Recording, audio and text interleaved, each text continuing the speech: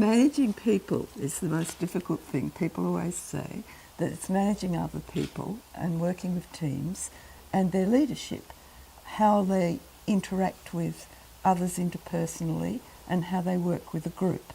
So they're the things that I find that people are most concerned with in their management.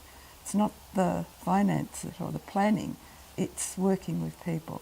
And it's about finding how you can be a leader, use your normal cognitive intelligence, your emotional intelligence, that is having empathy for others, being able to think how others think, be able to control your own emotions, all of that, and intuitive intelligence, which is about really understanding yourself more deeply and the messages that you give out to other people.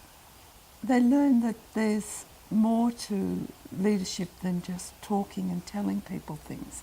It's the way they approach things. What people learn most from this is how to connect emotionally. And unless you connect emotionally with people, you won't get them to follow you, you won't get them to take your leadership, you won't get them to want to do their job happily. And it's the same with horses.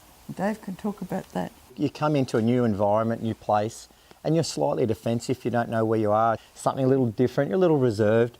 And as the course goes on, it takes a little time to be comfortable in the surroundings, as it does with the horses. You've got to work with the horse and get them comfortable. So there's two parties involved. There's the human party that has to be comfortable with the new environment. Then they have to learn a new language and help the horse be comfortable in that environment. And it's quite different to your city slickers when they come out and they've never had anything to do with a horse before. Suddenly they've got these big furry animals really close to them, and that can be daunting. They like the different approach, the genuine direct feedback that they can get from the horse, which is instant. That's their silent language. If your actions are too aggressive, the horse will completely disengage from you. If you're not clear enough in your communication, they'll leave you as well.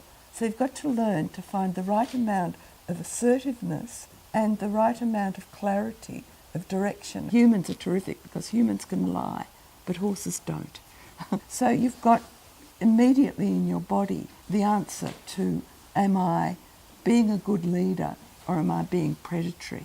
Is help you move from that role that you put yourself in, quite unconsciously, to the role of leader of the herd. Once you become the leader, the horse will start following your language.